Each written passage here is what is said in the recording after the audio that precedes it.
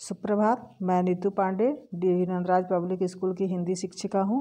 मैं क्लास 9 में पाठ 1 दो बैलों की कथा 2 वीडियो में पढ़ा चुकी हूँ। अब ये तीसरा वीडियो है।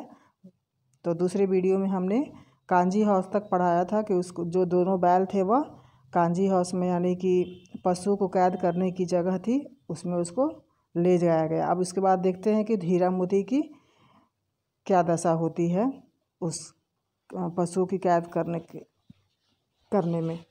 तो आइए शुरू करते हैं।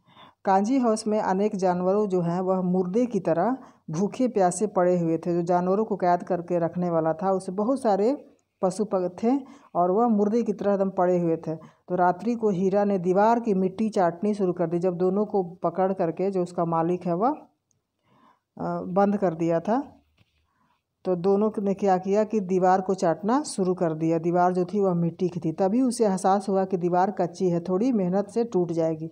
इसलिए हीरा ने सींग मारे। चौकीदार ने देख लिया, हीरा को मोटी रस्सी से बांध दिया। चौकीदार देखने के बाद उसको रस्सी से बांध दिया। मोती ने समझाया कि इस तरह करने से बहुत मार पड़ेगी तुमको, लेकिन हीरा का कहना था कि इस तरह से हमारे बहुत से साथी जो यहाँ बंद हैं तो बच तो जाएंगे, मुझे अगर मार पड़ेगी तो वे सब बच जाएंगे। मोती और हीरा ने मिलकर कांजी हाउस की दीवार को तोड़ दी। जो कैद करने वाली थी दीवार वह तोड़ दी। वहाँ बंधे सभी जानवरों ने फुर्ती दिखाई और भाग खड़े हुए। हीरा ने मोती से कहा, तुम भाग जाओ, नहीं तो बहुत मार पड़ेगी। पर मोती हीरा को छोड़कर कैसे भागता? दोनों तुम्हें तो गहरी मित्रता थी। उसने दोस्ती की खातिर वहीं रहना बेहतर समझा। सुबह कांजी हाउस में खलबली मच गई कि दोनों की पिटाई हुई। बहुत उसको मारा, बहुत मोटे डंडे से उसकी पिटाई की, उन्हें मोटी रस्सियों से बांध दिया। और इसके बाद दोनों बैलों को क्या करता है कि वह कसाई के हाथ बेच दिया जाता है। दोनों बैलों को कसाई के हाथ, यानी कि जो जानवर को मारते हैं उसको कसाई बोलते हैं, दोनों को कसाई के हाथ में बेच दिया जाता है। तो हीरा मोती लगभग 1 सप्ताह कांजी हाउस में बंधे रहे। उनको खाने को कुछ नहीं मिलता था। ठठरिया निकल गई।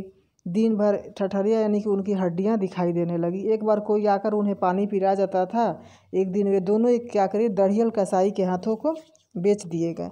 रास्ते में उन्हें गाय भैंसों का झुंड प्रसन्नता से कूदता दिखाई दिया। बेचने के बाद वो दोनों जो कसाई था वह दोनों बैल को ले जाने लगा।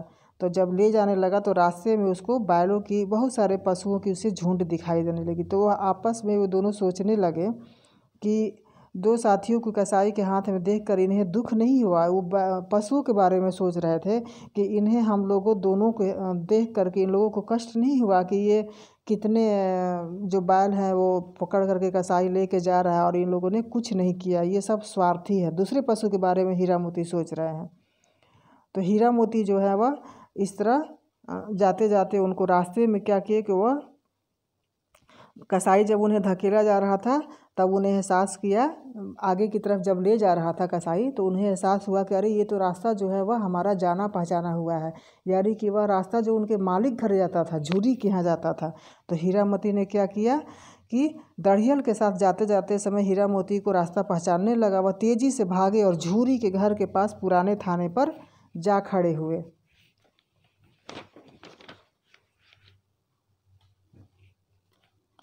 झूरी ने उन्हें प्यार से गले लगाया। जब वो चले गए तो झूरी देखा कि अरे हमारे दोनों बैल तो आ गए हैं। वो क्या किया कि वह दोनों को प्यार से गले लगाया। वे भी झूरी के पास आकर के हाथ को चाटने लगे।